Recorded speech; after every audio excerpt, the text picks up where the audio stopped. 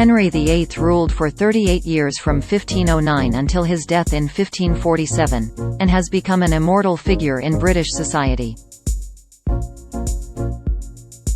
Known for his bloody lust to behead his subjects, and his long list of wives, none came more controversial than second wife Anne Boleyn. Tudor England's most contentious queen returns to our screens tonight with the third of a three-part series which documents the rise and fall of the Boleyn family. The Boleyns, A Scandalous Family airs on BBC Two at 9 p.m. tonight. Told from the unique perspective of the Boleyn family, the series covers sex, love, betrayal and ultimately execution. Anne and Henry were married between 1533 and 1536, before she was accused of having affairs with 5 men, including her own brother. Just 5 days after she miscarried the boy, an heir to the throne, Henry had so desperately craved. She was found guilty of adultery, as well as high treason for an alleged plot to kill the king. She was executed at the Tower of London, a mere matter of hours before Henry married third wife Jane Seymour. Yet a documentary claimed Anne was partly framed by the men surrounding Henry for their own personal gain. According to the Smithsonian Channel documentary series Henry VIII and the King's Men, the king had an unconventional relationship with his government, owing to his desire to pursue his own personal pleasure. The narrator said he created opportunities for the king's men to acquire great power, so his court grew into a hotbed of division and intrigue.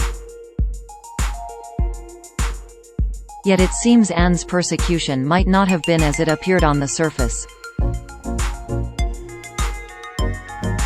The documentary claimed the king's chief minister, Thomas Cromwell, labeled the most faithful servant by Henry himself, spotted an opportunity and a chance for vengeance.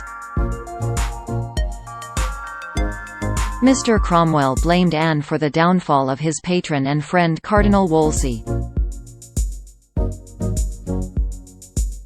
Mr. Wolsey was thrown out of office after he failed to secure the annulment of the king's marriage to Catherine of Aragon, so that he could marry Anne Boleyn.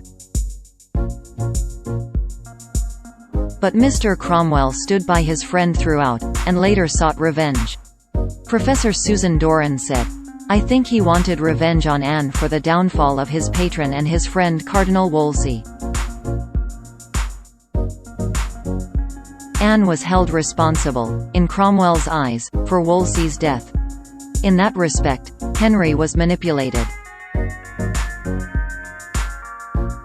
Given the king's growing impatience at the failure to produce a male heir, Mr. Cromwell allegedly set out to get rid of Anne in a far more permanent way than Henry might have planned.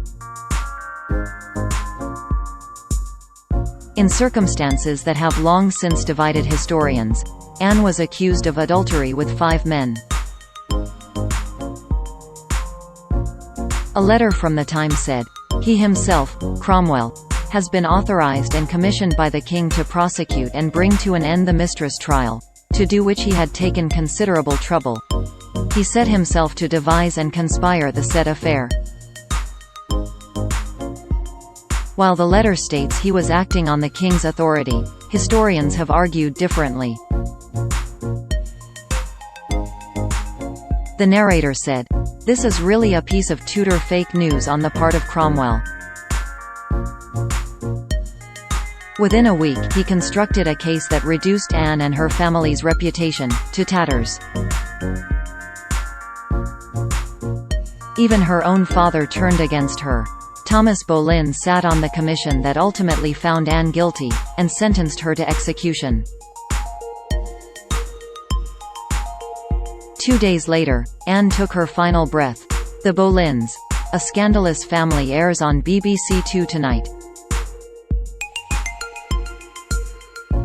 It will also be available on BBC iPlayer. Related articles: William and Harry united on not letting history repeat itself. Queen's Commonwealth heartbreak. Every family has disagreements. Diana heartbreak as princess, discarded glamour, ahead of death.